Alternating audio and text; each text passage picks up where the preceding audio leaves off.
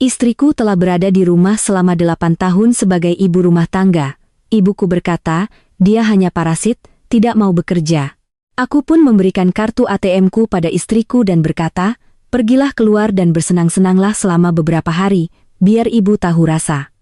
Mari kita simak kelanjutannya. Malam ini, kota Jakarta di luar sana telah tenggelam dalam lelap. Hanya suara klakson truk barang yang sesekali terdengar sayup-sayup dari persimpangan jalan di kejauhan. Aku duduk dalam sunyi di kegelapan kamar tidur. Seberkas cahaya kuning pucat dari tiang lampu jalan yang menyusup melalui celah tirai jendela menerangi wajah Laras. Istriku sedang tidur nyenyak, tetapi bahkan dalam tidurnya, alisnya masih berkerut rapat, seolah menanggung beban kecemasan yang tak terlihat. Dengan lembut, aku mengulurkan tangan, menyentuh pelan helaian rambutnya yang mulai dihiasi beberapa uban yang rapuh. 8 tahun. Waktu yang tidak terlalu panjang dibandingkan dengan umur manusia, tetapi cukup untuk merusak masa muda yang cemerlang dari seorang wanita. Tangan Laras yang kini kugenggam dengan hati-hati terasa kasar dan penuh kapalan. Kapalan yang pasti muncul karena pisau dan talenan, karena cairan pembersih, karena ribuan pekerjaan tanpa nama yang berulang-ulang di rumah ini. Setiap hari, aku bertanya pada diriku sendiri dengan penuh penyesalan, apa yang telah kulakukan pada gadis cantik yang penuh semangat hidup 8 tahun yang lalu? Aku pernah bangga menjadi suami yang baik, tetapi kenyataannya jauh lebih kejam. Kenangan membawaku kembali ke hari ini, 8 tahun yang lalu. Saat itu, kami masih pasangan muda yang tinggal di sebuah apartemen sewaan yang sempit dan berantakan. Laras, dengan segala ambisinya, pernah menjadi seorang ketua tim penjualan yang energik, percaya diri, dan selalu bersinar cemerlang di mataku. Hari ketika dia keluar dari kamar mandi dengan tespek bergaris 2 di tangan, matanya berkaca-kaca karena bahagia, aku memeluknya dan memutarnya di udara. Namun, bersamaan dengan kebahagiaan menjadi orang tua, datang pula kecemasan akan kebutuhan hidup sehari-hari. Atasan Laras saat itu terus-menerus mempersulitnya begitu tahu dia hamil. Dia memaksakan tenggat waktu pekerjaan, menyuruhnya melakukan perjalanan dinas keluar kota, dan begadang membuat laporan. Melihat istriku mual-mual, pucat, dan kehilangan berat badan dari hari ke hari, hatiku terasa sangat pedih. Suatu malam, ketika Laras menangis di depan laptopnya karena kelelahan, aku menghampirinya, memeluknya, dan mengucapkan kalimat yang saat itu kuanggap paling gagah dari seorang pria. Aku mengelus rambut Laras dan dengan lantang menyatakan, kamu ajukan saja surat pengunduran diri, istirahat di rumah, jaga anak kita. Dunia di luar sana biar aku yang urus. Janji itu meluncur dari mulutku dengan begitu mudah, membawa serta keangkuhan seorang pemuda yang ingin melindungi keluarganya. Laras sepenuhnya percaya padaku. Dia melepaskan kariernya yang sedang menanjak, melepaskan kesempatan promosi yang telah dia perjuangkan dengan keringat dan air mata selama bertahun-tahun. Dia mundur ke balik pintu rumah, namun memberikan langit yang luas untukku terbang. Dan memang benar, aku berhasil memenuhi permukaan janji itu. Aku bekerja membabi buta. Karierku menanjak pesat, menghasilkan banyak uang, membeli rumah yang luas di kompleks perumahan, dan mengganti mobil dengan yang lebih mewah. Aku pergi pagi, pulang larut malam, tenggelam dalam pujian rekan kerja dan sanjungan mitra bisnis di meja perjamuan. Ada malam-malam ketika aku pulang dalam keadaan mabuk berat. Laras dengan diam-diam membawakan baskom berisi air hangat untuk menyeka wajahku. Aku hanya bisa bergumam, menyuruhnya tidur. Uang yang kuhasilkan cukup untuk menghidupi keluarga ini dengan nyaman seumur hidup. Aku mengenakan jubah gemerlap seorang pilar keluarga. Aku merasa berhak memutuskan segalanya di rumah. Dan yang lebih buruk, aku menganggap bahwa uang yang kubawa pulang setiap bulan sudah lebih dari cukup untuk membalas pengorbanan istriku. Aku tidak pernah bertanya apakah dia bosan di rumah, apakah dia lelah. Namun, saat ini, ketika aku duduk di sini dan menatap lekat-lekat pada penampilan Laras yang kuyu, aku baru menyadari betapa salahnya aku. Dunia hebat yang kujanjikan padanya sebenarnya apa? Hanyalah 4 dinding dapur yang pengap, hari-hari yang panjang dan membosankan dihabiskan dengan popok dan susu, dengan makanan yang disajikan, lalu disimpan kembali di kulkas karena aku sibuk menjamu klien dan tidak pulang. Aku mengenakan setelan jas mahal yang licin, menyemprotkan parfum mahal setiap pagi, melangkah keluar rumah. Sementara istriku di rumah berkutat dengan daster lusuh yang warnanya telah pudar, berbau asap minyak dan kecap. Aku menepuk dada dengan bangga karena menghasilkan uang, tetapi dengan lalai melupakan bahwa Laras telah mengorbankan masa depan karirnya, hubungan sosialnya, dan bahkan kebebasannya sendiri, agar aku bisa tenang membangun kerajaanku. Teman-teman seangkatan Laras kini telah menjadi direktur atau manajer, mengendarai mobil dan menenteng tas bermerek, sementara istriku menghitung setiap lembar rupiah recehan untuk pergi ke pasar. Penyesalan menyelimuti pikiranku seperti sebuah hukuman yang terlambat. Aku telah mengabaikan wanitaku terlalu lama. Aku membiarkannya layu, terkuras habis di dalam rumah yang pernah kujanjikan akan kubangun menjadi sarang yang bahagia. Kapalan di tangannya, rambut rontok yang berserakan di bantal, desahan napas yang tertahan di malam hari, semuanya adalah bukti kelalaianku yang luar biasa selama 8 tahun terakhir. Kelalaianku telah membiarkan tragedi yang lebih buruk datang, perlahan-lahan mencekik hidupnya. Aku berutang permintaan maaf pada Laras, sebuah penebusan yang mungkin sisa hidupku pun tidak akan cukup untuk membayarnya. Pernikahan kami telah berada di ambang jurang, dan penyebab utamanya adalah ketidakpedulianku sendiri. Jika aku tidak berubah, aku tahu pasti aku akan kehilangan selamanya wanita yang telah mendedikasikan seluruh masa mudanya untuk keluarga ini. Semua tragedi dalam keluargaku tidak dimulai dari perselingkuhan atau kemiskinan, melainkan dari sebuah keputusan atas nama bakti pada orang tua yang kuambil. Ketika Rina, putri kami, genap berusia 3 tahun, pekerjaanku memasuki tahap promosi yang paling sibuk. Aku diangkat menjadi manajer penjualan regional, yang berarti aku sering harus melakukan perjalanan dinas, terkadang pergi selama seminggu penuh. Laras sendirian mengurus rumah dan anak kecil, yang membuatnya kelelahan. Seringkali, saat aku menelepon ke rumah, aku mendengar suara istriku yang lelah, sementara anakku menangis kencang di sampingnya. Kasihan melihat istriku kepayahan, aku mendapat ide untuk menjemput ibuku dari kampung untuk tinggal bersama kami. Aku yakin, dengan bantuan nenek mengurus makanan dan menjemput cucunya dari sekolah, Laras akan punya waktu untuk beristirahat, pergi ke spa, atau bergabung dengan klub hiburan untuk mengurangi kebosanannya.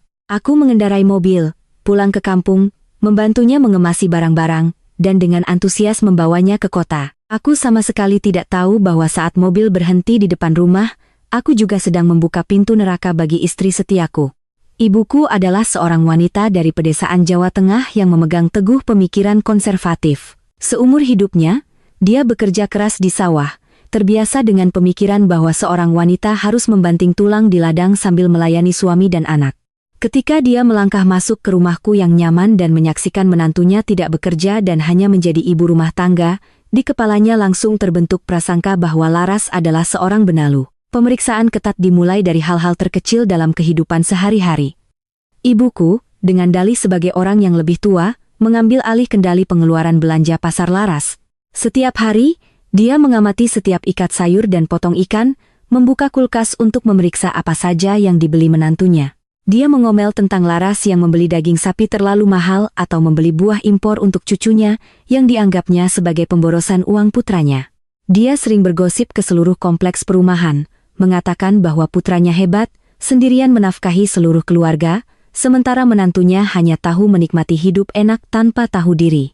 Aku masih ingat betul suatu malam akhir pekan ketika aku baru pulang kerja, suasana di rumah terasa sangat tegang. Ibuku duduk dengan angkuh di sofa, menunjuk ke kemeja baru yang baru saja dibeli Laras dan dijemur di balkon. Dengan nada sinis, dia menghakimi Laras yang tidak menghasilkan uang, hanya tahu meminta uang dari suami, tetapi berani membeli kemeja seharga ratusan ribu.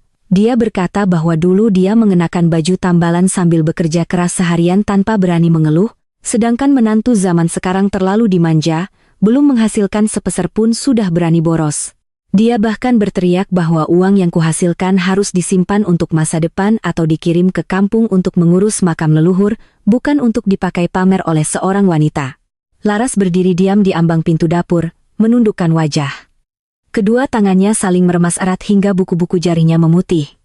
Dia mengangkat matanya yang memerah, menatapku dengan tatapan memohon yang putus asa, berharap suaminya akan membela dan mengatakan sesuatu yang adil. Tapi apa yang kulakukan? Aku memilih untuk menghindar. Karirku yang sedang menanjak membuatku selalu merasa lelah dan enggan menghadapi masalah keluarga. Aku takut dicap sebagai anak durhaka jika membantah ibu. Aku bergegas masuk ke ruang kerja, menutup pintu rapat-rapat untuk lari dari kekacauan itu, membiarkan istriku menahan semuanya sendirian di ruang tamu. Ketika malam tiba dan ibu sudah tidur, aku baru diam-diam mengambil dompetku dan mengeluarkan uang 3.000 rupiah, kuselipkan ke tangan Laras di kamar tidur. Aku membisikkan kata-kata alasan paling pengecut dari seorang pria. Aku berkata, Sayang, ambil uang ini, belilah apapun yang kamu suka, anggap saja ini kompensasi dariku. Ibu sudah tua, beliau terbiasa hidup hemat di kampung. Coba sabar sedikit ya, demi kedamaian rumah tangga, menjadi menantu memang harus sabar.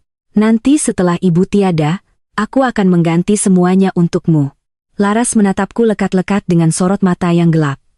Dia tidak menerima uang itu, menepis tanganku, lalu hanya berbalik dalam diam, menarik selimut menutupi seluruh kepalanya. Aku mengira keheningan itu adalah persetujuan, adalah pemahaman istriku atas baktiku. Tapi aku tidak tahu bahwa setiap kali aku memintanya untuk bersabar, aku sedang memotong rasa hormat dan cinta yang dia miliki untukku. Aku telah menggunakan uang dari kelalaianku untuk membeli kedamaian palsu, membiarkan wanita yang kucintai diinjak-injak martabatnya hari demi hari. Aku telah mendorongnya ke dalam pertempuran yang tidak seimbang, di mana satu-satunya wasit yaitu aku selalu membela lawannya. Aku telah gagal total dalam peranku sebagai suami yang melindungi istrinya. Kesabaran Laras dan kepengecutanku telah membuat ibuku semakin menjadi-jadi.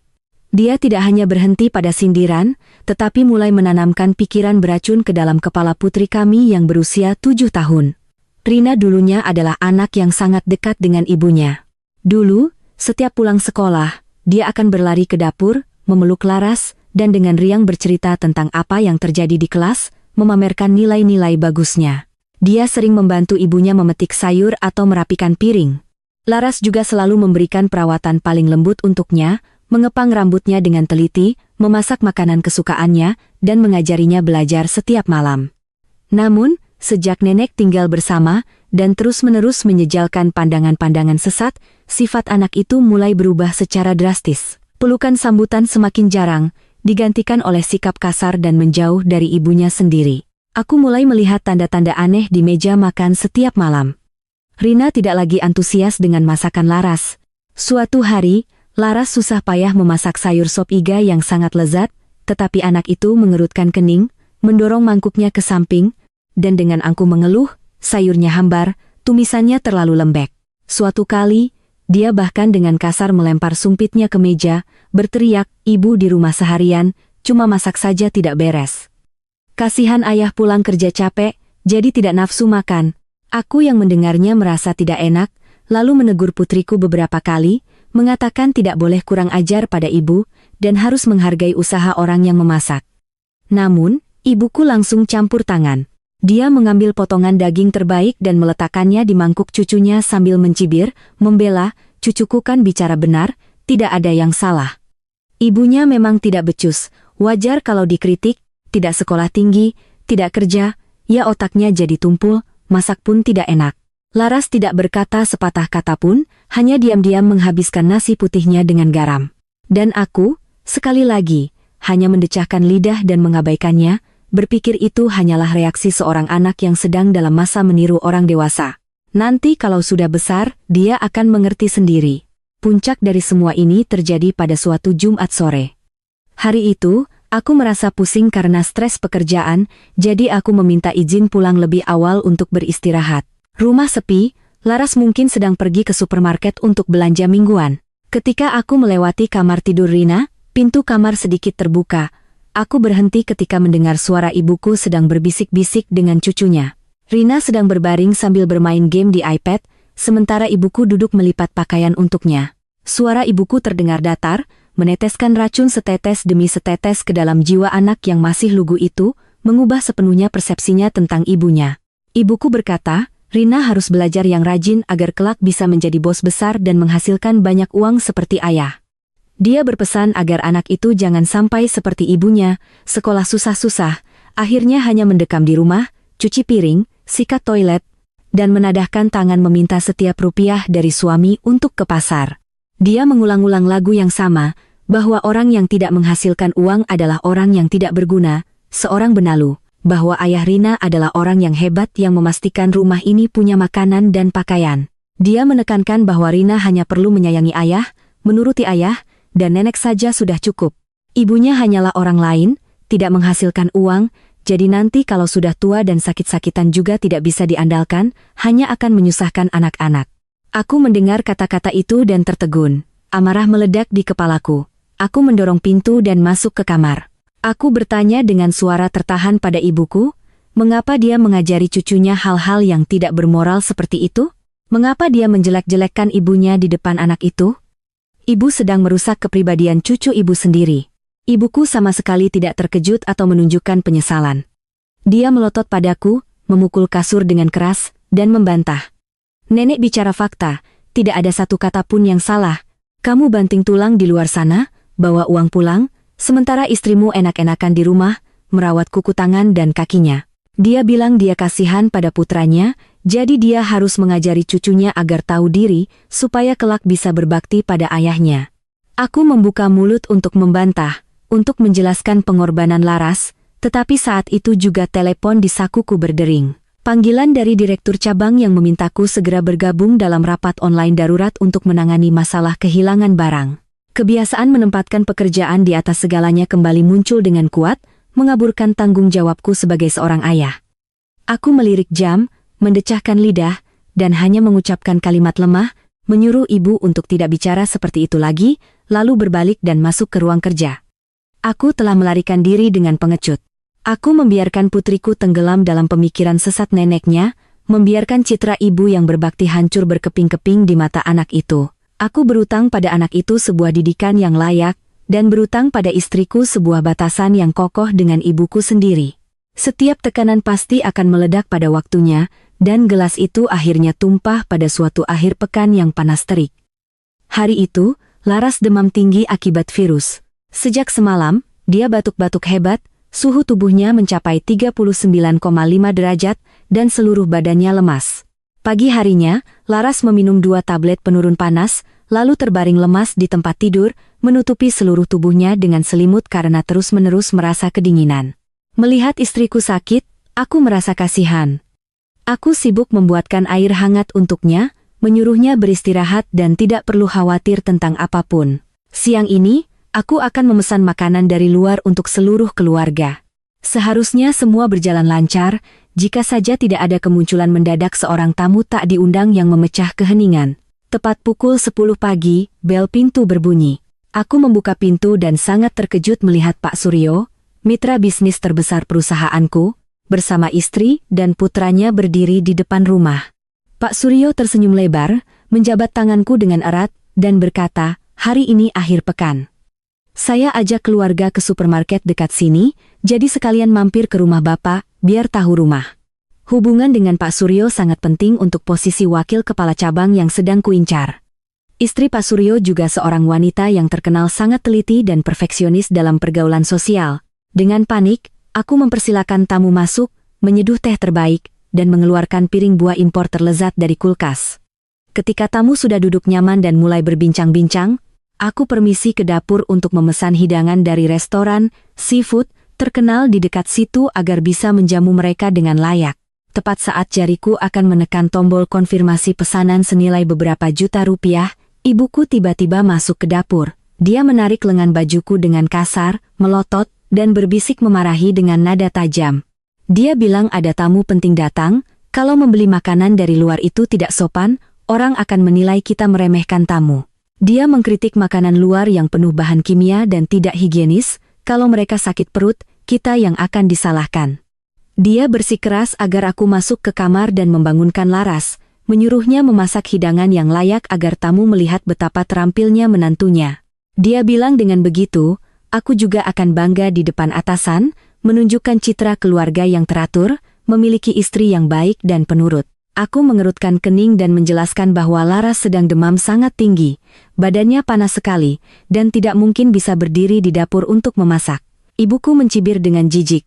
Dia bilang wanita zaman sekarang sakit sedikit saja manja, demam ringan saja sudah seperti mau mati. Dia mengancamku, jika tamu melihat istri di rumah tapi tidak bisa memasak untuk menjamu mereka, orang akan menertawakanku. Aku akan dicap sebagai suami yang takut istri, tidak bisa mendidik istri. Dia melirik ke ruang tamu dan menambahkan, terutama istri Pak Suryo itu.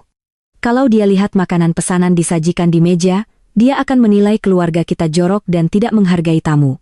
Gengsi seorang pria tersentil. Aku ragu-ragu, menatap ke ruang tamu, melihat istri Pak Suryo sedang mengagumi tata letak rumahku yang rapi. Rasa takut kehilangan muka di depan mitra bisnis besar mengalahkan rasa kasihan pada istriku yang sedang sakit di kamar. Dengan berat hati, aku melangkah ke kamar tidur. Laras sedang tertidur, wajahnya pucat tanpa rona, keringat membasahi keningnya. Aku duduk di tepi ranjang, mengguncang bahunya pelan. Aku mengucapkan kata-kata paling kejam yang bisa diucapkan seorang suami. Aku meminta maaf, beralasan tamu penting datang mendadak dan ibu tidak mengizinkan memesan makanan dari luar. Aku memohon padanya untuk memaksakan diri bangun, memasak beberapa hidangan sederhana seperti opor ayam dan tumis daging untuk menjamu tamu demi menjaga mukaku. Aku bahkan berjanji dengan kosong bahwa setelah selesai, aku akan membersihkan semuanya dan menebusnya. Laras perlahan membuka matanya, menatapku. Matanya sayu karena demam, tetapi tatapannya begitu dingin. Tidak ada satupun bantahan, tidak ada setetes pun air mata keluhan, juga tidak ada celaan atas kekejamanku. Dia hanya mengangguk dalam diam, dengan susah payah menyingkirkan selimut tipis dari tubuhnya. Laras melangkah dengan berat keluar dari kamar, mengikat rambutnya yang berantakan, mengenakan celemek yang biasa dipakainya, dan melangkah ke dapur yang panas. Aku berdiri memandangi punggung kurus istriku yang sibuk memetik sayur dan memotong daging. Hatiku dipenuhi rasa bersalah, tetapi keegoisan dan hasrat untuk mendapat poin di mata atasan dengan cepat memadamkannya. Aku kembali ke ruang tamu, melanjutkan menuang teh, tertawa dan berbasa-basi dengan tamu, membiarkan istriku berjuang melawan demam dan kelelahan ekstrem di dapur yang sempit. Rasa kemenangan di hadapan tatapan kagum tamu telah mengaburkan akal sehatku, membuatku menjadi orang yang kejam di rumahku sendiri. Makan siang hari itu berjalan sangat sempurna dari sudut pandang gengsi seorang pria. Pak Suryo terus-menerus mengambil makanan, mengangguk-angguk memuji keahlian memasak Laras. Istrinya juga berdecak kagum, bapak beruntung sekali menikahi istri yang begitu terampil dan pandai memasak. Rasanya seperti di restoran. Aku, sebagai tuan rumah, menuangkan anggur untuk tamu. Senyum bangga merekah di bibirku. Aku menikmati pujian itu tanpa sedikit pun memperhatikan wanita yang duduk tersudut di ujung meja. Wajah Laras pucat pasi. Sesekali, dia batuk-batuk hebat, harus memalingkan wajah dan menutup mulut agar tidak mengganggu acara makan. Dia nyaris tidak menyentuh makanannya, hanya memaksakan diri duduk di sana, melayani tamu, mengambilkan makanan, dan bolak-balik mengambil sambal tambahan untuk melengkapi peran sebagai istri yang penurut. Hampir pukul 2 siang, keluarga Pak Suryo baru beranjak pulang. Saat pintu baru saja tertutup dan suara mobil mereka menjauh, rumah langsung kembali ke kenyataan yang berantakan luar biasa. Di meja makan, pemandangan seperti medan perang, piring kotor menumpuk penuh minyak, tulang ayam berserakan, gelas bir tumpah membasahi taplak meja. Ibuku, dengan alasan sakit pinggang, langsung masuk ke kamar tidur untuk istirahat siang, seolah-olah semuanya sudah beres. Rina langsung mengambil tabletnya dan meringkuk di sofa, asik bermain game. Aku melonggarkan dasi, membersihkan beberapa kaleng bir seadanya ke sudut, lalu masuk ke ruang kerja untuk memeriksa email pekerjaan. Aku berjanji pada diri sendiri, setelah menyelesaikan beberapa email, aku akan membantu istriku mencuci piring. Tapi aku tidak melakukannya. Aku asyik membalas email dari mitra luar negeri, terbawa oleh angka-angka keuntungan, dan melupakan segalanya di luar sana. Suara air mengalir dari tempat cuci piring terdengar selama hampir 1 jam sebelum akhirnya berhenti. Aku meregangkan tubuh, bangkit dari kursi, dan keluar dari ruang kerja, berniat mengambil segelas air untuk membasahi tenggorokan yang kering. Yang kulihat adalah pemandangan Laras yang tergeletak di sofa ruang tamu. Dia meringkuk, kepalanya menunduk di bantal sofa, seluruh tubuhnya gemetar hebat karena demam yang kembali menyerang, setelah dia mengerahkan sisa tenaganya untuk membersihkan medan perang yang ditinggalkan tamu. Piring-piring sudah tersusun rapi, meja makan sudah bersih, tetapi orang yang membuat kebersihan itu kini dalam kondisi mengenaskan. Tepat saat aku hendak melangkah, untuk membantunya bangkit dan membawanya ke kamar, pintu kamar tidur ibuku terbuka. Ibuku melangkah keluar melewati ruang tamu, dia melirik Laras yang meringkuk di sofa, lalu mendecahkan lidah dengan keras, penuh penghinaan. Dia tidak hanya tidak menanyakan kesehatan menantunya, tetapi malah berbalik memanggil cucunya yang sedang bermain game di dekat situ. Dia menyuruh Rina untuk membangunkan ibunya, membersihkan kamar mandi, dan menyapu lantai karena tamu telah membuatnya kotor. Dia berteriak, "Perempuan kok makan tidur saja, baru kerja sedikit sudah pura-pura sakit." Apa yang terjadi selanjutnya seperti film dalam gerak lambat yang terpatri dalam benakku hingga akhir hayat. Rina, putriku yang berusia 7 tahun yang dulu manis, meletakkan tabletnya. Dia melangkah dengan acuh tak acuh ke arah sofa. Dia menepuk-nepuk bahu ibunya yang sedang demam tinggi dengan keras. Suara anak itu, yang melengking dan kasar, menggema di tengah rumah yang sunyi, menembus gendang telingaku. Anak itu berteriak, "Ibu, bangun. Seharian di rumah cuma menumpang hidup pada ayah. Masih saja malas-malasan. Cepat cuci muka, lalu pel lantai. Jangan pura-pura sakit lagi, bikin orang lain tidak enak lihatnya." Aku terpaku di ambang pintu ruang kerja, seluruh tubuhku kaku seolah disambar petir. Aku tidak bisa percaya pada telingaku sendiri. Tidak bisa percaya bahwa anak berusia 7 tahun yang dilahirkan oleh istriku sendiri, yang dijaganya setiap malam saat sakit, bisa meniru setiap kata yang kasar, kejam, dan jahat itu untuk diucapkan kepada ibunya. Laras perlahan mengangkat kepalanya dari bantal. Wajahnya pucat pasi, tidak ada setetes darah pun. Dia tidak memarahi Rina, tidak menamparnya untuk memberi pelajaran, juga tidak meneteskan air mata kesedihan. Laras menatap Rina dengan tatapan kosong yang luar biasa. Lalu, dia mengalihkan pandangannya ke arah pintu ruang kerja tempatku berdiri terpana. Tatapan itu bertemu denganku. Tidak ada kebencian, tidak ada tuduhan, tidak ada permintaan tolong. Itu hanyalah kedinginan yang total, tatapan mata yang mati dan tak berjiwa. Bukti bahwa semua cinta, kesabaran, dan harapan terakhirnya untuk keluarga ini telah hancur menjadi abu. Pada saat itu, aku tiba-tiba menyadari bahwa kepengecutan, kelalaian, dan keegoisanku telah menghancurkan wanita yang paling kucintai dan mengubah putriku sendiri menjadi salinan kejam dari ibuku. Semua kemegahan di luar sana tiba-tiba menjadi tidak berarti di hadapan kehancuran keluarga ini. Keheningan menyelimuti ruang tamu yang luas, keheningan yang menyesakkan dan menakutkan hingga membuat napas tercekat. Laras dengan lembut menepis tangan putrinya dari bahunya. Dia berdiri, langkahnya goyah seolah mau jatuh, tetapi tatapannya begitu teguh hingga terasa kejam. Tanpa sepatah kata celaan, tanpa isak tangis, dia melewati ibuku, melewati putrinya, dan melewatiku juga, untuk langsung menuju kamar tidur. Suara lemari pakaian dibuka terdengar memecah keheningan. Beberapa detik kemudian, aku melihat Laras menarik koper besar ke tengah ruangan, mulai mengambil pakaian dan melemparkannya ke dalam. Tangannya gemetar karena demam yang belum reda, tetapi setiap gerakan melipat pakaiannya begitu tegas. Ibuku, yang berdiri di ruang tamu, melihat itu dan langsung berlari ke ambang pintu kamar tidur. Dia berkacak pinggang, matanya melotot penuh tantangan. Dengan suara melengking, dia menyindir menantunya. Dia bilang, kalau Laras mau berulah, silakan saja angkat koper dan keluar dari rumah ini, lihat berapa hari dia bisa bertahan sebelum kembali dengan muka memelas. Dia dengan lantang menyatakan bahwa rumah ini dibeli dengan keringat dan air mata putranya. Laras yang keluar dari pintu ini hanya akan berakhir di jalanan tanpa membawa sepeser pun. Dengan puas, dia menambahkan bahwa putranya tampan dan sukses, banyak gadis muda, cantik, pintar, dan penurut yang mau mati-matian mengejarnya. Usir saja Laras. Dia akan mencarikan istri baru yang 100 kali lebih baik untukku. Dia berteriak, menyuruhku mengunci pintu agar Laras tidak bisa membawa harta benda apapun karena dia tidak menghasilkan uang, tidak punya hak mengambil apapun dari rumah ini. Rina bersembunyi di belakang neneknya. Matanya yang bulat menatap ibunya berkemas, tetapi sama sekali tidak membuka mulut untuk meminta ibunya tinggal. Sikap acuh tak acuh anak itu seolah menuangkan minyak ke dalam api yang sedang berkobar hebat di dadaku. Kemarahan yang terpendam selama bertahun-tahun, rasa menyalahkan diri sendiri, penyesalan yang mendalam, semuanya menyatu menjadi kekuatan yang menghancurkan cangkang kepengecutanku. Aku berlari ke arah rak TV, mengambil sebuah gelas kaca, dan membantingnya dengan keras ke lantai. Suara pecahan kaca yang memekakan telinga mengguncang seisi rumah. Pecahan-pecahan kaca berhamburan ke seluruh lantai keramik. Suara yang menusuk itu berhasil menghentikan rentetan caci maki ibuku. Dia terlonjak kaget dan mundur, mulutnya ternganga takjub menatapku, putra yang selama ini selalu patuh padanya.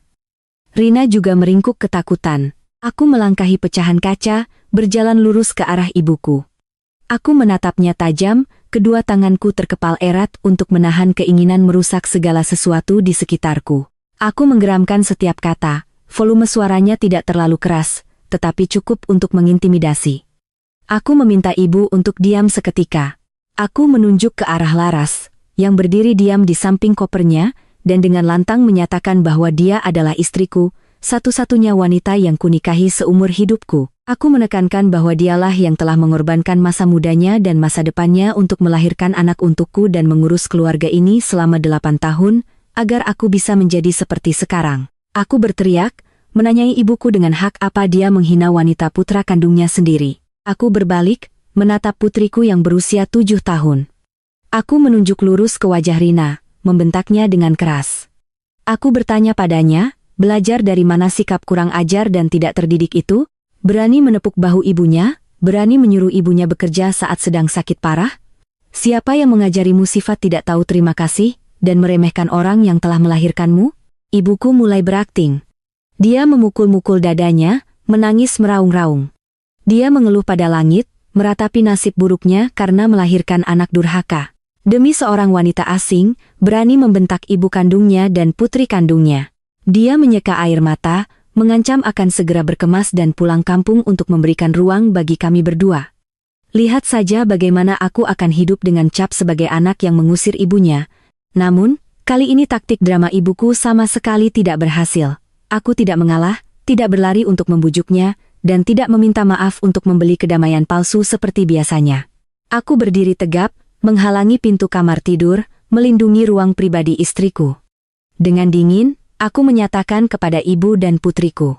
Aku berkata dengan jelas, mulai hari ini, siapapun di rumah ini yang tidak menghormati Laras, tidak menganggapnya sebagai nyonya rumah, orang itu harus segera keluar dari rumah.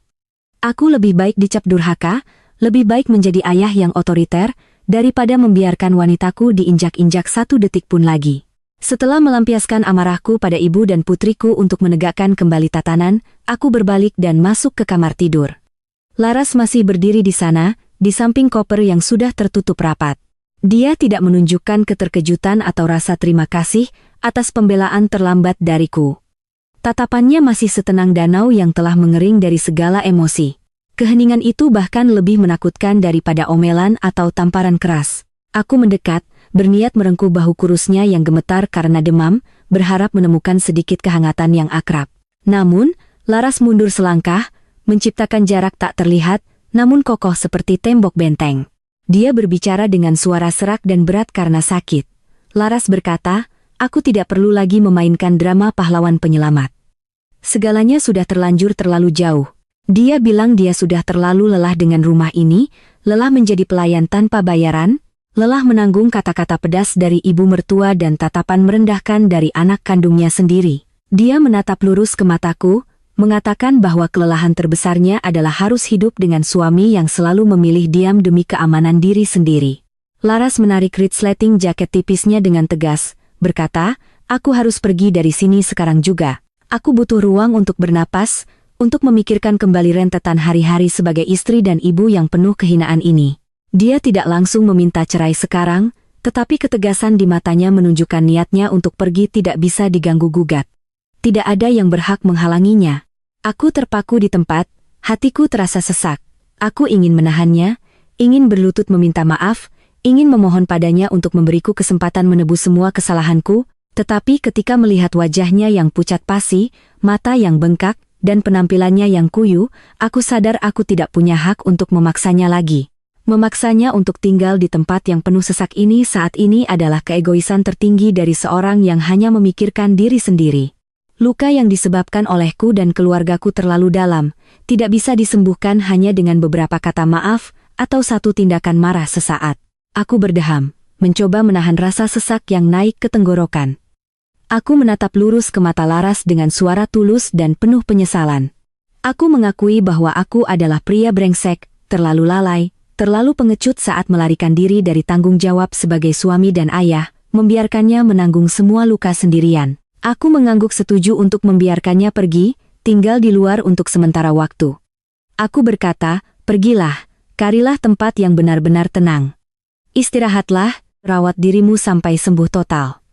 Semua masalah di rumah ini, dari ibu mertua hingga anak perempuan, akan aku selesaikan dan perbaiki dari awal. Aku berjanji akan membereskan semua kekacauan ini sebelum menjemputmu kembali. Sambil berkata begitu, aku merogoh saku celana, mengeluarkan dompetku. Aku mengambil kartu ATM utamaku, tempat seluruh tabungan dan gaji bulananku disimpan. Aku mendekat, dengan hati-hati meletakkan kartu itu ke tangan Laras. Aku memberitahunya, kata sandinya adalah tanggal lahirnya. Aku menyuruhnya menggunakan uang itu untuk menyewa apartemen servis terbaik, makan makanan paling lezat, membeli pakaian paling indah, dan sama sekali tidak boleh menyiksa dirinya lagi. Uang tidak ada artinya saat ini jika tanpamu. Kamu perlu dihargai, dan kartu ATM ini adalah bukti kecil bahwa aku menyerahkan semua yang kumiliki padamu. Laras menatap kartu di tangannya, ragu sejenak. Dia tidak menolak, juga tidak mengucapkan terima kasih. Dia memasukkan kartu itu ke dalam tasnya, lalu dengan satu tangan menarik koper, berjalan keluar kamar dalam diam. Ibuku melihat Laras menarik koper, hendak membuka mulut untuk menyumpah serapah lagi. Tetapi saat bertemu dengan tatapan tajamku, dia buru-buru mengatupkan bibirnya. Rina bersembunyi di kamarnya, tidak berani menunjukkan wajah. Pintu utama terbuka, lalu tertutup, menciptakan suara yang menggema. Sosok kurus istriku lenyap di balik pintu, membawa serta seluruh jiwa rumah ini. Aku berdiri di tengah ruang tamu yang berantakan, menatap pecahan kaca di lantai, merasakan kehampaan dan penyesalan yang menggerogoti setiap sel tubuhku. Aku tahu, pertempuran untuk merebut kembali istriku baru saja benar-benar dimulai. Malam pertama tanpa Laras, rumah besar itu tenggelam dalam keheningan yang mencekam. Aku terjaga semalaman di ruang kerja, memikirkan setiap langkah untuk rencana menata kembali tatanan keluarga. Keesokan paginya, aku melangkah keluar ke ruang tamu dengan wajah dingin dan serius. Ibuku sedang menonton TV. Melihatku, dia langsung memasang wajah marah dan memalingkan muka. Dia masih yakin bahwa kepergian Laras hanyalah taktik gertakan. Beberapa hari lagi, kehabisan uang, pasti akan kembali sambil memelas minta maaf. Dia mulai menyindirku, menyuruhku terus memanjakan istri. Sekarang dia sudah naik ke atas kepala, membawa semua uang untuk bersenang-senang dengan pria lain. Nanti aku akan menyesal. Rina duduk di samping neneknya, tangannya memegang tablet, acuh tak acuh pada ketidakhadiran ibunya. Tampaknya anak 7 tahun itu masih belum mengerti sepenuhnya tingkat keseriusan dari apa yang terjadi kemarin. Aku tidak mau berdebat dengan ibu. Aku menarik kursi dan duduk di hadapan mereka berdua, mengetukkan jari di atas meja kaca untuk menarik perhatian. Aku berdaham dan mengumumkan penetapan peraturan militer baru di keluarga, berlaku efektif mulai saat ini juga. Aku menatap lurus ke arah ibuku, dengan lantang berkata, karena istriku sudah pindah, mulai hari ini rumah ini tidak akan ada pelayan lagi. Aku dengan tegas menolak menyewa asisten rumah tangga dengan alasan ekonomi sedang sulit. Aku mengumumkan pemotongan seluruh uang jajan bulanan ibu. Setiap hari, aku hanya akan memberinya uang pasar persis sejumlah yang pernah dia paksakan pada Laras, tidak lebih serupiah pun. Aku menunjuk ke area-area berantakan di rumah, dengan jelas membagi tugas. Pekerjaan yang selama ini dilakukan Laras, sekarang ibu dan Rina harus membaginya. Ibuku bertanggung jawab pergi ke pasar, memasak 3 kali sehari, membersihkan rumah, dan merapikan ruang tamu. Rina harus mencuci sendiri seragam sekolahnya, mencuci piring setelah makan, dan merapikan kamar tidurnya. Aku menekankan bahwa aku bekerja mencari uang untuk ekonomi keluarga, aku tidak akan menyentuh pekerjaan rumah apapun. Jika rumah kotor, piring tidak dicuci, pakaian tidak dicuci, maka mereka berdua yang harus bertanggung jawab. Jika saat makan tidak ada nasi, aku akan makan di luar, sementara mereka berdua silakan masak mie instan sendiri. Ibuku mendengar itu langsung melompat. Dia menepuk-nepuk pahanya dan memakiku sebagai anak durhaka, berani menyuruh ibu tua menjadi pembantu. Dia beralasan sakit punggung, encok, dan nyeri sendi untuk menolak pekerjaan. Aku menatap ibu dengan suara yang sangat tenang, mengulangi kata-kata yang pernah dia ucapkan pada Laras. Aku berkata, dulu ibu bilang pekerjaan rumah itu sepele. Perempuan di rumah mengerjakan pekerjaan rumah itu artinya santai, nyaman, dan malas. Sekarang, ibu coba sendiri, rasakan apakah pekerjaan rumah tangga itu benar-benar senyaman yang ibu pikirkan. Aku tidak akan membantu ibu sedikit pun. Ibu harus melakukannya sendiri untuk memahami betapa beratnya penderitaan istriku selama 8 tahun, daripada hanya bisa melontarkan kata-kata pedas. Selanjutnya, aku beralih ke Rina. Anak itu, melihat situasi tegang, hendak menyelinap ke kamarnya. Aku memanggilnya kembali. Aku mengulurkan tangan dan meminta Rina untuk menyerahkan tabletnya. Anak itu membelalakan mata, menyembunyikan tablet di belakang punggungnya, dan merengek meminta tolong pada neneknya. Tapi aku tidak luluh. Aku mendekat dan dengan tegas merebut tablet dari tangannya. Aku dengan serius melarang Rina bermain game atau menonton TV sampai semua pekerjaan rumah selesai. Aku bilang sudah saatnya dia belajar mandiri, belajar menghargai hasil kerja keras orang lain. Tidak ada lagi cerita, hanya duduk manis menunggu disuapi. Sebelum berangkat kerja, aku berbalik, menatap ibuku, memberikan peringatan terakhir. Aku melarang ibu menelepon atau mengganggu Laras, melarangnya mengarang cerita dan menjelek-jelekkan menantunya kepada kerabat di kampung atau teman-temannya. Jika aku mengetahui ibu menelepon dan mengganggu istriku, aku akan segera memesan mobil untuk mengantar ibu pulang kampung. Tidak ada negosiasi, tidak ada permintaan maaf. Ibuku tertegun, marah hingga tercekat, tetapi tidak berani membantah karena dia sadar aku benar-benar serius dengan kata-kataku. Peraturan militer telah diberlakukan, dan aku akan membiarkan ibuku dan putriku merasakan sendiri kepahitan yang pernah mereka timpakan pada istriku. 3 hari pertama tanpa Laras, rumahku yang nyaman dengan cepat berubah menjadi kekacauan yang mengerikan. Sebelumnya, setiap pulang kerja, aku selalu disambut oleh aroma wangi minyak esensial serai, lantai yang bersih mengkilap, dan hidangan panas yang sudah tertata rapi di meja. Sekarang, saat membuka pintu, yang menyambutku adalah bau apek dari pakaian kotor yang belum dicuci dan bau minyak bekas yang menguar dari dapur yang tidak dibersihkan. Aku tetap memegang janjiku, sama sekali tidak menyentuh pekerjaan apapun. Dengan dingin, aku melangkahi tumpukan sepatu yang berantakan di dekat pintu, langsung menuju kamar ganti. Ibuku mulai merasakan penderitaannya. Pagi-pagi sekali, dia harus bergegas membawa keranjang ke pasar. Sesampainya di rumah, dia sibuk memetik sayur, memotong daging, dan memasak di dapur yang panas. Karena tidak terbiasa menggunakan peralatan modern seperti air fryer atau kompor induksi, beberapa masakannya hangus dan minyak muncrat ke seluruh permukaan kompor. Dia hanya membersihkannya seadanya dengan lap, membuat segalanya menjadi lengket. Sore harinya, dia mengeluarkan alat pel, dengan susah payah mengepel dari ruang tamu hingga kamar tidur. Baru setengah luas yang dipel, dia sudah harus melempar gagang pel ke lantai, memegangi pinggangnya yang sakit sambil mengerang kesakitan.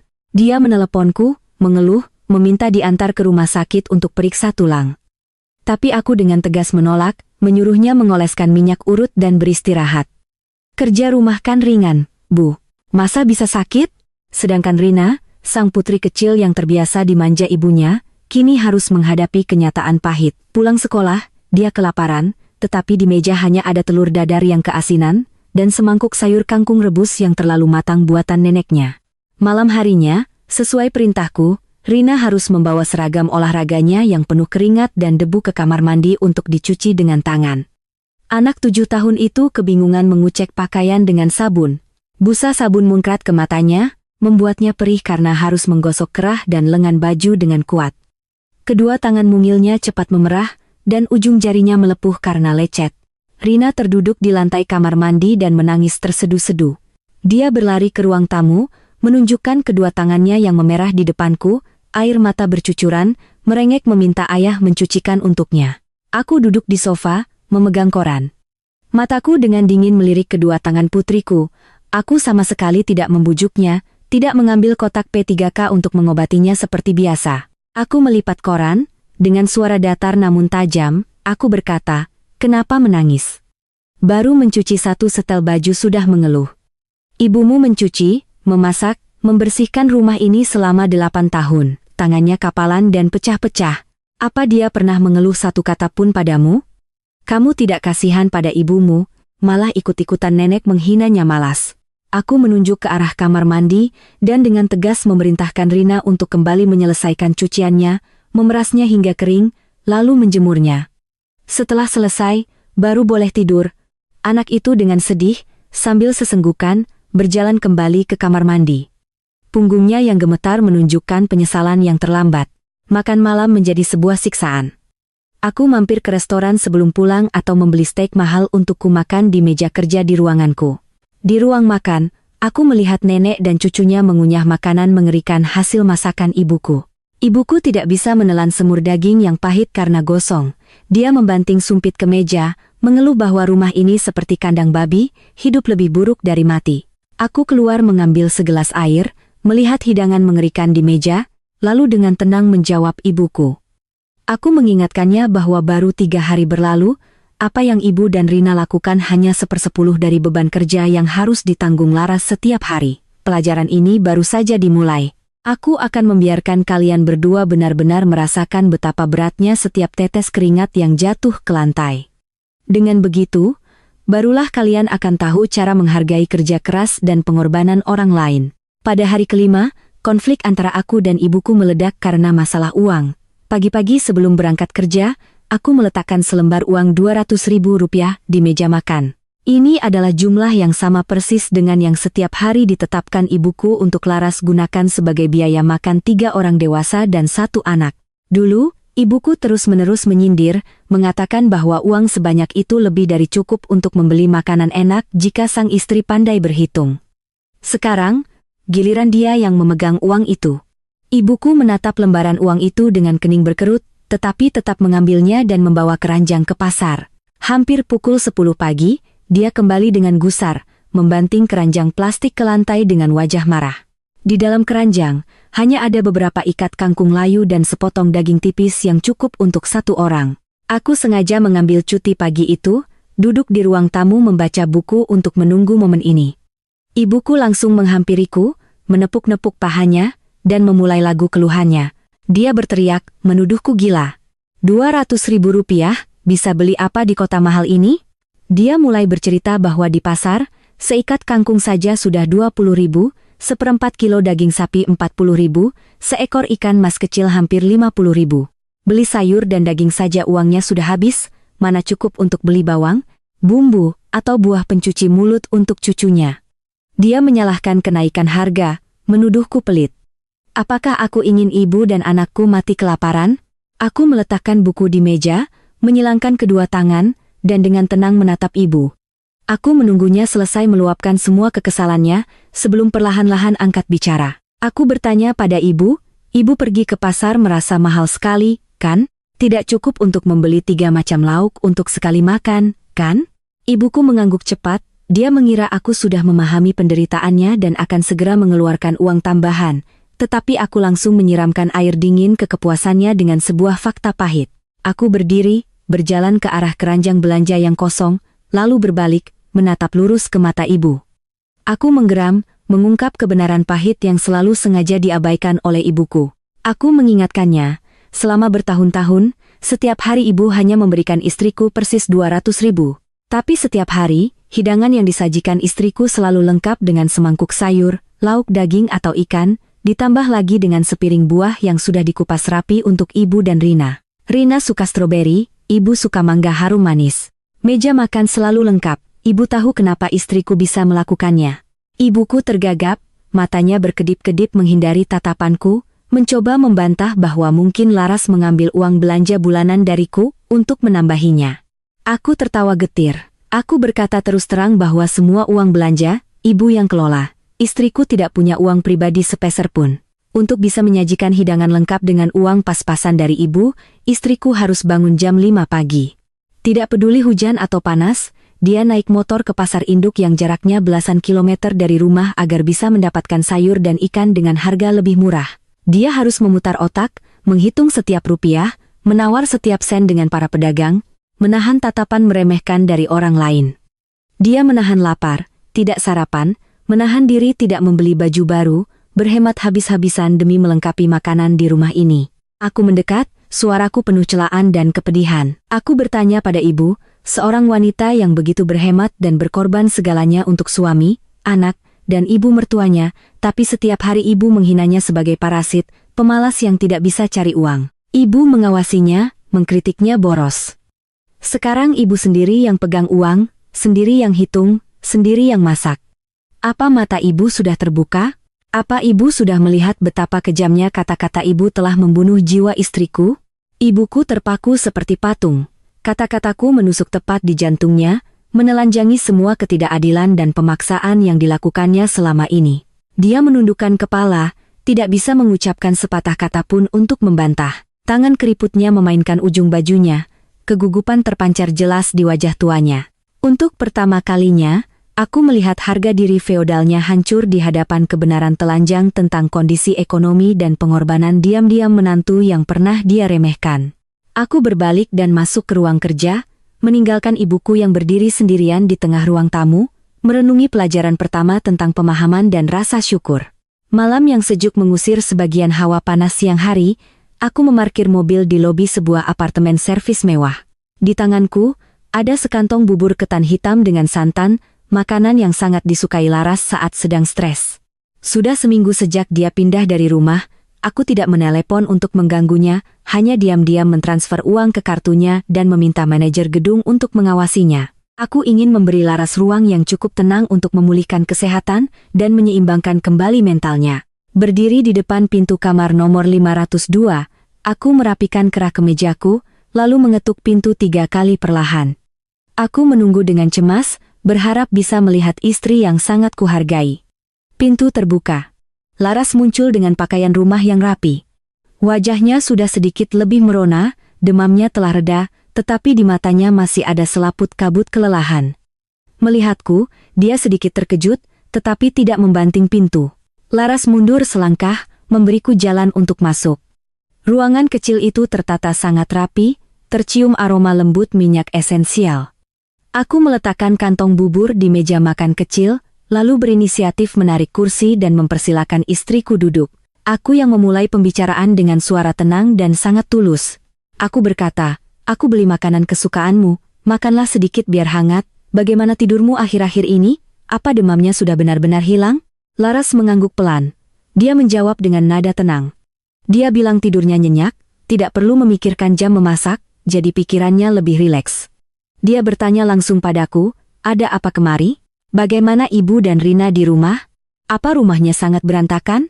Aku tersenyum tipis, cepat-cepat menjawab agar istriku tenang. Aku menegaskan bahwa semua urusan di rumah bisa kuatasi.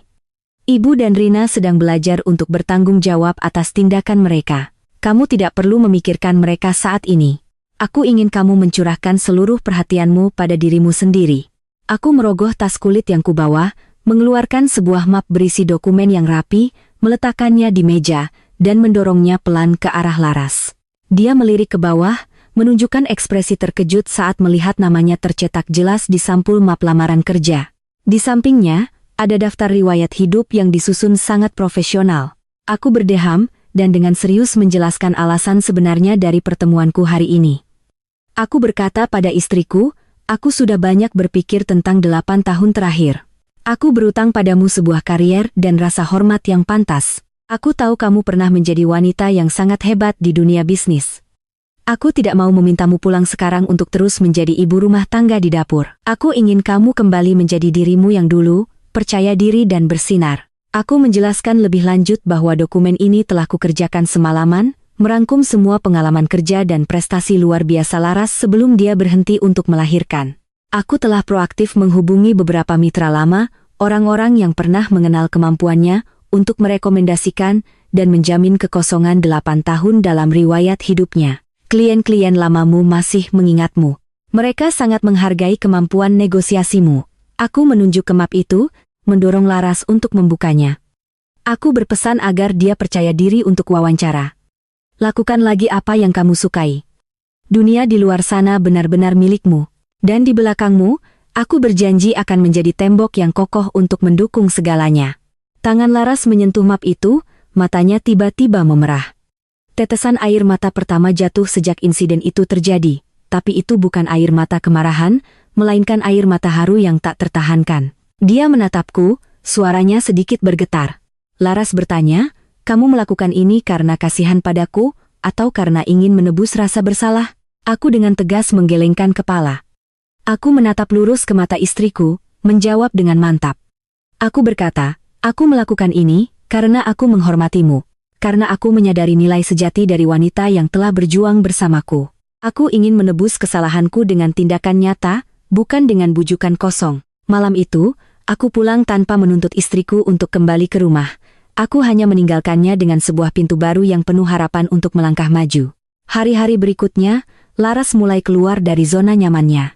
Melalui teman-teman kami, aku tahu dia telah mendapatkan kembali kepercayaan dirinya untuk membeli beberapa setelan kerja yang elegan, memotong rambutnya yang kusam, dan mulai merias wajah dengan ringan. Dia melamar posisi ketua tim penjualan di sebuah perusahaan distribusi barang konsumsi besar, sesuai dengan bidang keahliannya dulu.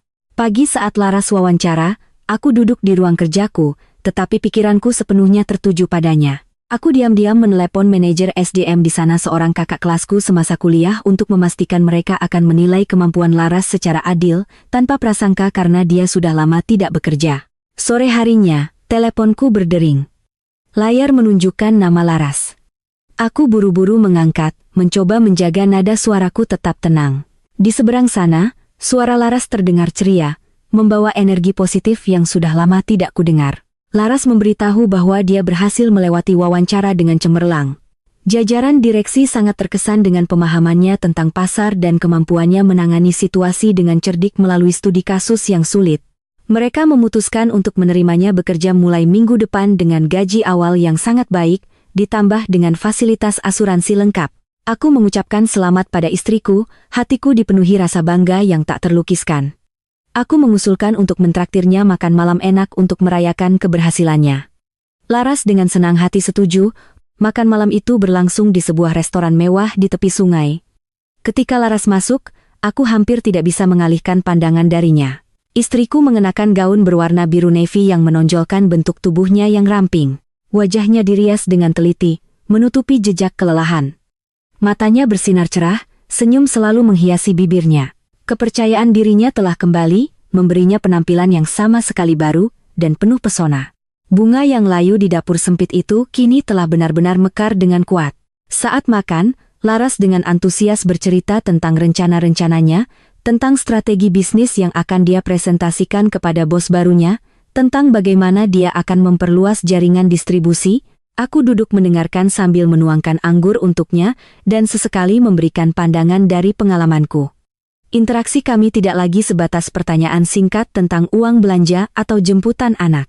Kami benar-benar berkomunikasi sebagai dua orang dewasa yang setara dan saling menghormati. Aku menyadari diriku kembali jatuh cinta pada wanita ini, sama seperti saat pertama kali aku terpikat padanya di kampus dulu. Laras mulai bekerja. Kesibukan membuatnya tidak punya waktu untuk murung atau memikirkan luka lama. Dia tenggelam dalam laporan, bertemu klien, dan terus memperbarui pengetahuannya. Gaji pertama yang dia hasilkan sendiri setelah bertahun-tahun memberinya kekuatan mental yang luar biasa.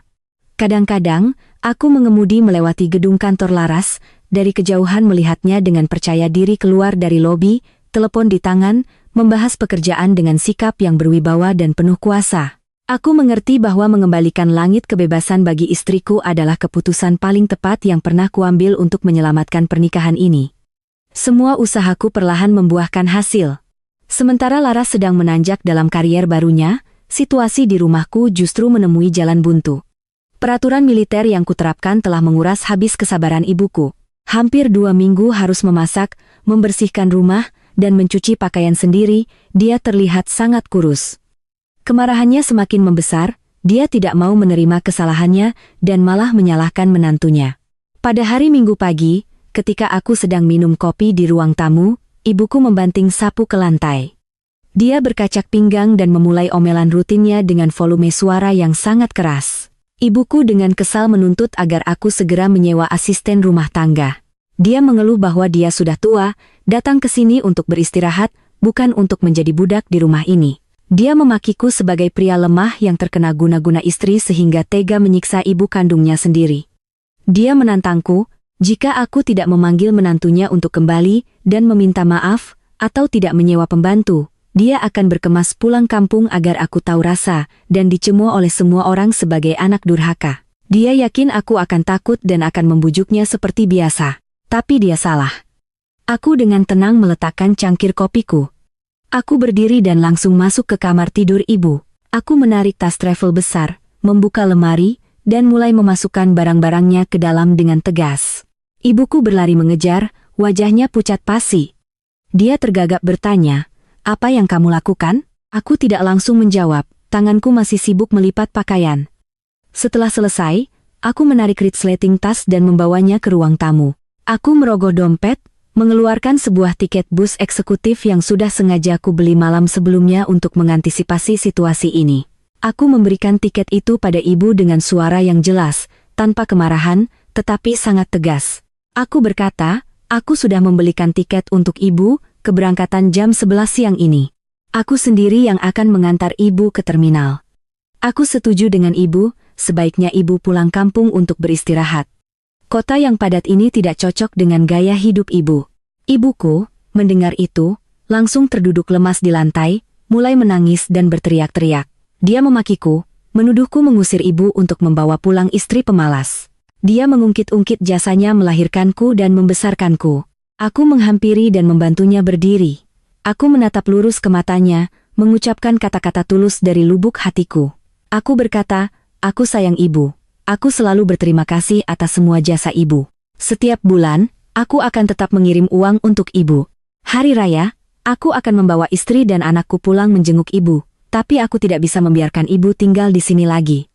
Campur tangan ibu telah menghancurkan keluarga kecilku. Istriku sudah terlalu banyak berkorban. Aku tidak akan membiarkan siapapun, termasuk ibu, menginjak-injaknya lagi.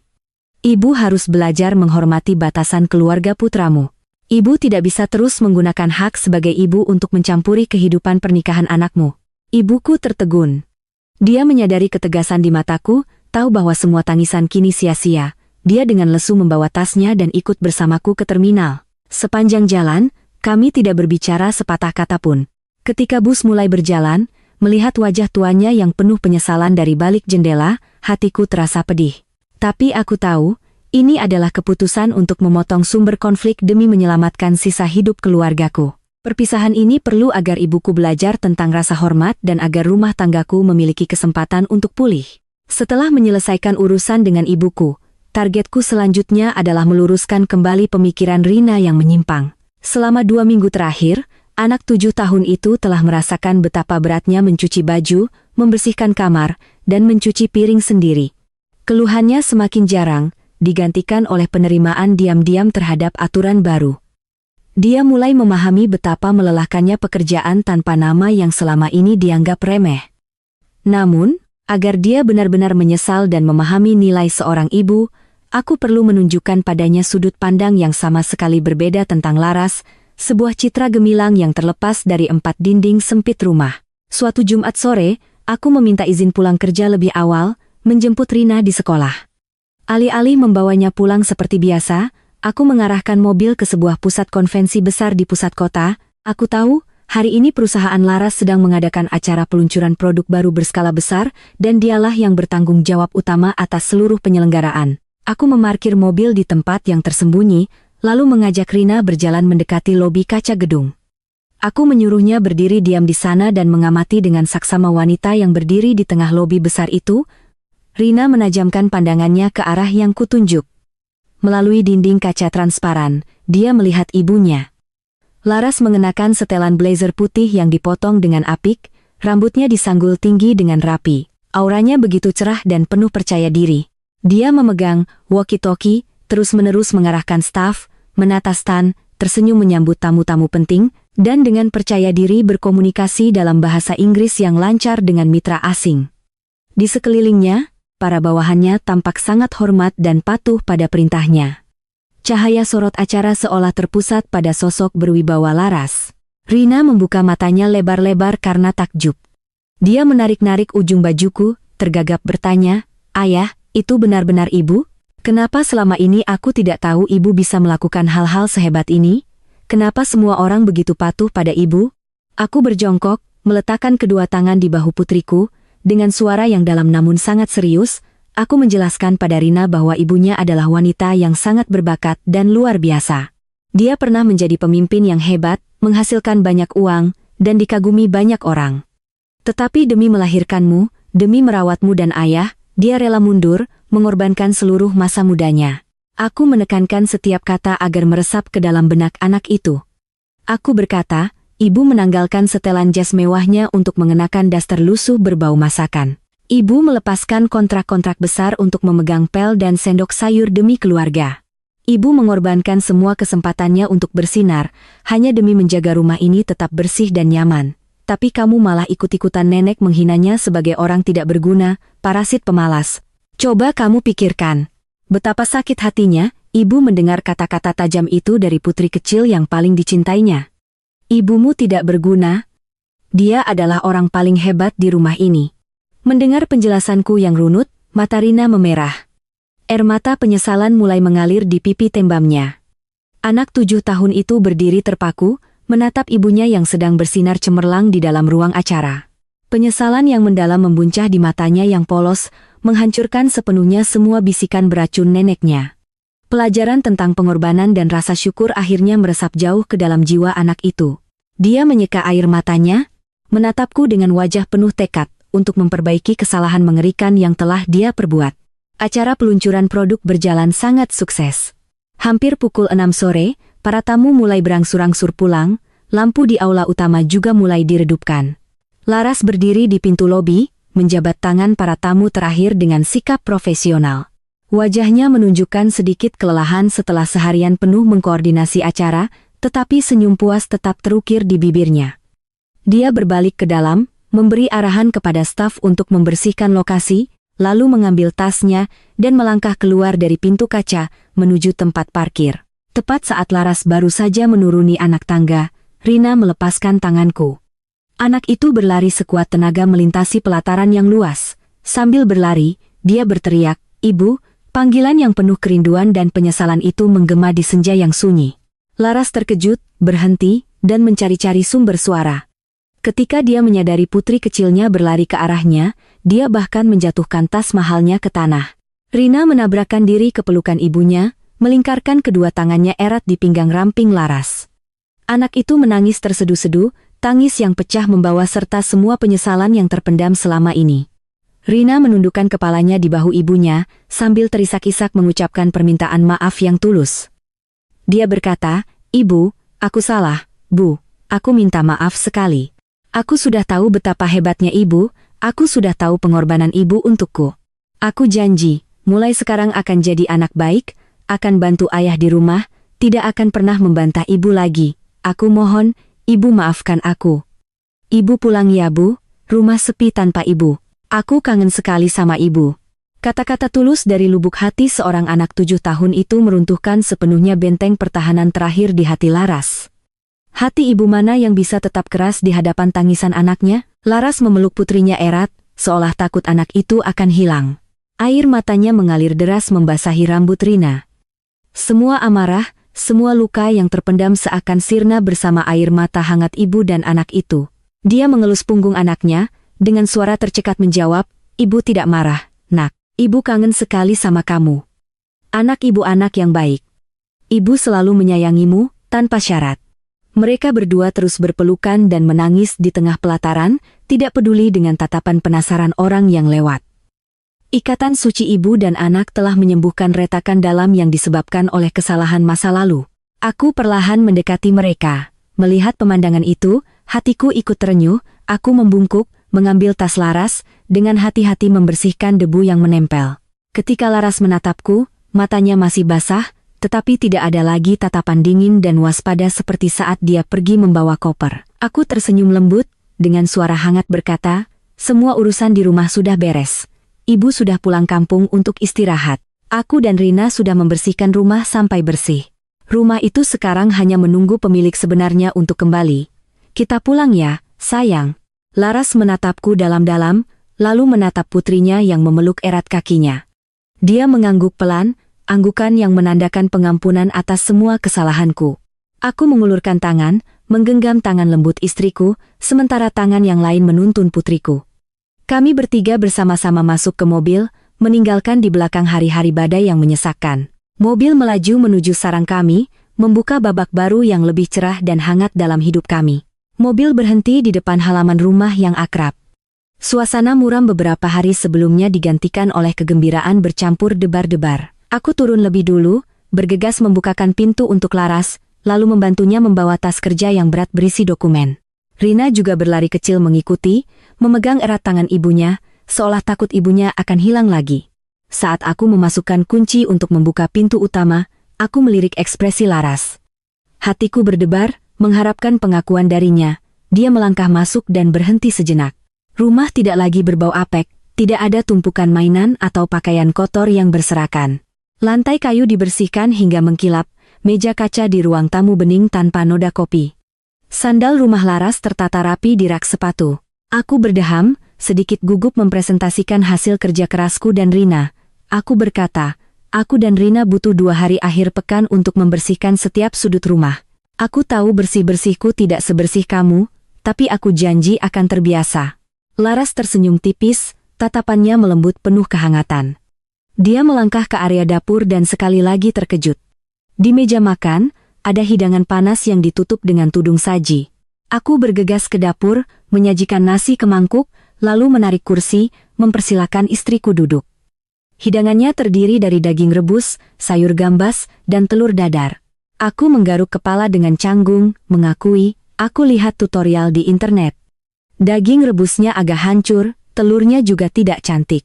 Makan saja, ya, biar hangat. Laras mengambil sepotong daging, mengunyahnya perlahan, lalu memuji, rasanya pas sekali.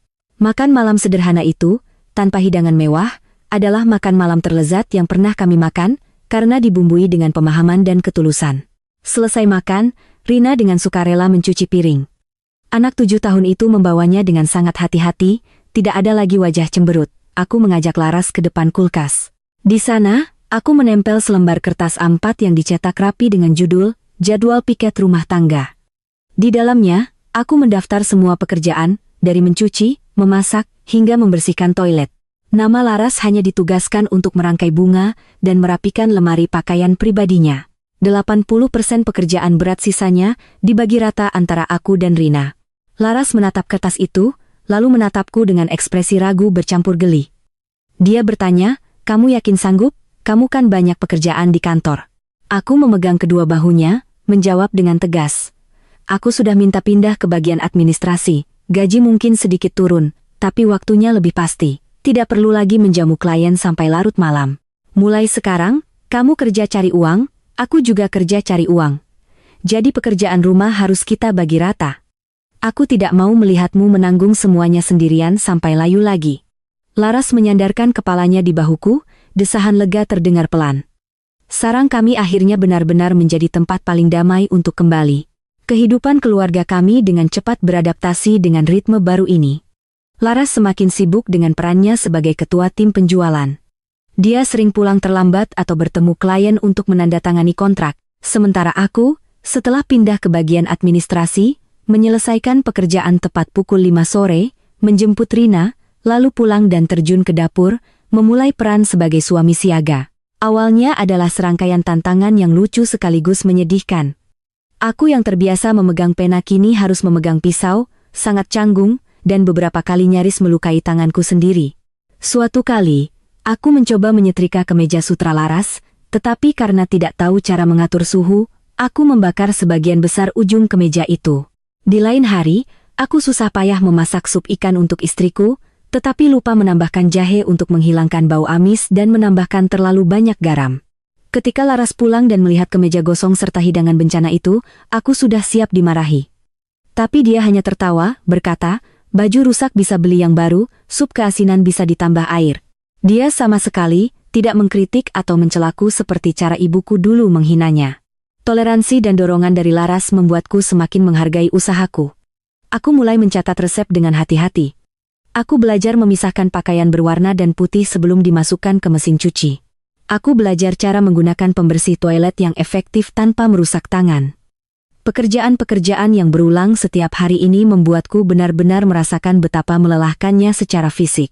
Kadang-kadang, saat punggungku sakit karena menyikat kamar mandi, aku teringat bagaimana Laras menanggung beban ini sendirian selama 8 tahun. Pemahaman yang lahir dari pengalaman nyata ini membantuku melepaskan sepenuhnya sifat arogan dan patriarkalku. Pada akhir bulan, Laras sering membawa pekerjaan ke rumah. Ada malam-malam dia duduk di depan komputer hingga larut, sering memijat lehernya yang kaku. Aku diam-diam membuatkan segelas susu hangat, meletakkannya di mejanya, lalu dengan lembut memijat bahunya yang tegang. Laras memejamkan mata, menikmati perhatian itu, mengeluh bahwa target penjualan sangat menekan. Aku tidak lagi menyarankannya untuk berhenti kerja seperti dulu. Aku dengan sabar mendengarkan, memberikan beberapa saran negosiasi berdasarkan pengalamanku. Aku berkata, lakukan yang terbaik, kalau lelah, istirahatlah. Aku selalu di sini untuk mengurus semuanya. Laras meraih tanganku, tersenyum dan berkata, terima kasih, sayang. Saat itu, aku menyadari bahwa menjadi pendukung yang kokoh bagi wanita yang kucintai juga merupakan pencapaian terbesar bagi seorang pria dewasa. Hanya dalam waktu kurang dari setahun kembali bekerja, kemampuan Laras meledak, membuktikan keputusanku yang tepat. Dengan kepekaan pasar dan keterampilan komunikasi yang luar biasa, dia berturut-turut berhasil mendapatkan kontrak-kontrak besar. Pada pesta akhir tahun perusahaan, nama Laras disebut sebagai karyawan terbaik, dan dia secara resmi diangkat menjadi direktur penjualan regional. Jabatannya yang baru datang dengan gaji dan bonus yang jauh melampaui pendapatanku saat ini. Laras telah sepenuhnya merebut kembali posisinya, mandiri secara finansial, dan bersinar cemerlang. Akhir pekan itu, aku mengadakan pesta kecil di rumah. Laras sedang dinas luar kota. Di tengah pesta, beberapa teman lama melihatku sibuk di dapur dan mulai menggodaku. Seorang teman bernama Tio mengangkat gelas birnya, tertawa, dan berkata, "Wah, sekarang kamu jadi penurut sekali ya, memberikan panggung untuk istrimu. Istri jadi direktur, gaji berkali-kali lipat, suami di rumah cuci piring, apa tidak malu?" Beberapa yang lain ikut menimpali, mengatakan pria yang penghasilannya lebih rendah dari istri pasti akan diremehkan. Jika ini aku 8 tahun yang lalu, gengsiku pasti akan meledak. Tapi sekarang, setelah melalui banyak hal, pikiranku telah berubah total. Aku dengan tenang menyeka tanganku, duduk di meja. Aku menuang bir, bersulang dengan Tio, lalu dengan jelas menjawab. Aku berkata terus terang kepada mereka, pikiran kalian kuno sekali. Istriku hebat dan menghasilkan banyak uang, aku yang pertama kali diuntungkan. Anakku punya kehidupan yang lebih baik, keluarga kami punya lebih banyak aset. Apa yang memalukan dari itu? Pria sejati adalah yang menjadi landasan kokoh bagi istrinya untuk terbang tinggi, bukan yang menekan istrinya di dapur demi gengsi kosong. Dia telah mundur selama 8 tahun agar aku bisa maju, sekarang giliranku untuk mundur agar dia bisa bersinar. Itulah keadilan dalam pernikahan. Teman-temanku terdiam, saling memandang dengan canggung. Mereka menatapku dengan tatapan yang berubah dari cemoohan menjadi rasa hormat. Setelah itu, tidak ada lagi yang berani menggodaku. Aku mengerti bahwa rasa hormat dari orang lain berasal dari caramu menghargai dan melindungi pasanganmu. Libur Lebaran tahun itu berlangsung selama seminggu penuh. Berbeda dengan kekhawatiranku, Laras justru yang proaktif mengusulkan agar kami semua bersiap-siap membeli oleh-oleh dan pulang kampung untuk merayakan Lebaran bersama ibuku. Sejak ibuku pulang dengan kesal, dia jarang menelepon. Laras mengerti itu. Dia berkata padaku, bagaimanapun, beliau adalah ibumu. Kita harus pulang untuk berbakti. Mobil berhenti di depan halaman rumah di kampung. Ibuku sedang menyapu. Melihat mobil kami, dia bergegas meletakkan sapu. Matanya berbinar gembira, namun masih terlihat canggung. Ketika melihat Laras turun dari mobil dengan elegan, dia terpaku. Laras tidak membiarkan ibu mertuanya canggung. Dia proaktif mendekat, tersenyum ramah. "Assalamualaikum Bu, selamat Lebaran. Semoga ibu sehat selalu." Rina juga berlari memeluk neneknya, berceloteh riang. Ibuku mengelus rambut cucunya, matanya mulai berkaca-kaca. Di dalam rumah, suasana masih sedikit kaku. Laras membuka bagasi, mengeluarkan tas-tas hadiah yang dibungkus dengan indah. Dia memberikan sebuah jaket bludru berwarna marun yang sangat mewah, sekotak suplemen tulang yang mahal, dan amplop THR yang tebal. Laras dengan lembut memegang tangan ibuku, berkata, "Aku tahu ibu sering sakit lutut, aku belikan obat ini, Bu. Semoga cocok." Melihat kebaikan menantunya yang dulu pernah dia usir, ibuku tidak bisa lagi menahan emosinya. Dia memegang tangan Laras, air mata penyesalan mengalir di pipinya. Dengan suara bergetar, dia berkata, "Ibu ribuan kali minta maaf, Nak. Dulu ibu kolot, sudah tua, sering salah bicara." Ibu di rumah sendirian banyak merenung, baru sadar betapa salahnya ibu. "Maafkan ibu mertuamu yang sudah tua ini." Laras menggelengkan kepala, dengan sabar menyeka air mata ibu mertuanya. Dia berkata, "Jangan menangis lagi, Bu, yang sudah berlalu, biarlah berlalu. Aku tidak dendam, asal ibu sehat, keluarga kita rukun, aku sudah senang." Aku berdiri di samping, melihat dua wanita terpenting dalam hidupku menangis haru. Beban di hatiku terangkat. Ibuku telah belajar menghargai menantunya, dan keluarga kami akhirnya benar-benar merayakan Lebaran yang damai dan penuh kehangatan.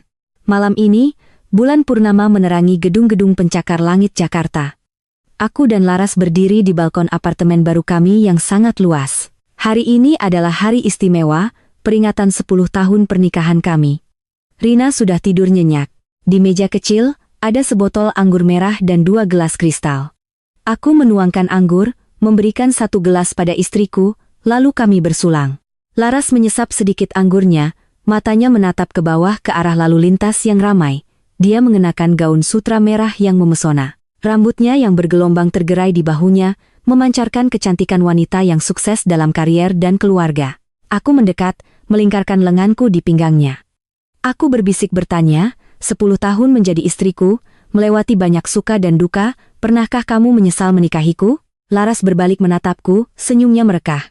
Dia berkata, menyesal tentu pernah, terutama di hari-hari saat kamu mengabaikanku, tapi aku tidak pernah menyesal memilihmu sebagai suamiku, karena pada akhirnya, kamu sadar, kamu berani membuang gengsimu untuk melindungiku saat aku berada di titik terendah. Pria bisa membuat kesalahan, yang penting adalah apakah dia punya keberanian untuk mengakui dan memperbaikinya. Kamu telah membuktikan keberanian itu. Aku memeluknya lebih erat. Pikiranku melayang ke masa-masa buruk 8 tahun lalu, ke pertengkaran, ke air mata Laras, dan ke kesadaranku yang terlambat, namun tepat waktu, aku menyadari sebuah kebenaran sederhana yang sering diabaikan banyak pria.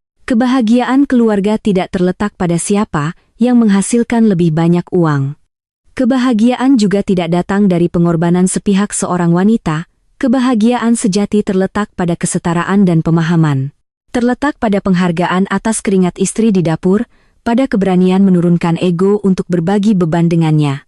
Terletak pada keberanian menetapkan batasan yang jelas dengan keluarga besar, berani berdiri untuk melindungi pasangan hidupmu. Ketika aku belajar melepaskan gengsi semu seorang pria patriarkal, aku mendapatkan kembali sebuah rumah tangga sejati, di mana ada tawar yang putriku, ada kedamaian dari ibuku di kampung, dan yang terpenting, ada wanita yang paling kucintai yang kini bebas bersinar cemerlang di sampingku. Jalan di depan mungkin masih akan bergelombang, tetapi aku tahu, kami akan selalu bergandengan tangan menghadapinya karena kesadaran kemarin telah membangun fondasi yang kokoh untuk hari esok. Kisah yang sangat menyentuh dan penuh pelajaran, bukan? Bagaimana pendapat kalian tentang perubahan sikap sang suami? Apakah kalian percaya bahwa seseorang bisa benar-benar berubah demi cinta? Bagikan pandangan kalian di kolom komentar di bawah. Kami sangat ingin mendengar suara hati kalian. Jangan lupa untuk memberikan dukungan dengan menyukai video ini dan berlangganan ke kanal kami agar tidak ketinggalan cerita-cerita inspiratif lainnya. Terima kasih telah menyimak, jaga diri kalian, dan percayalah pada kekuatan cinta sejati. Sampai jumpa.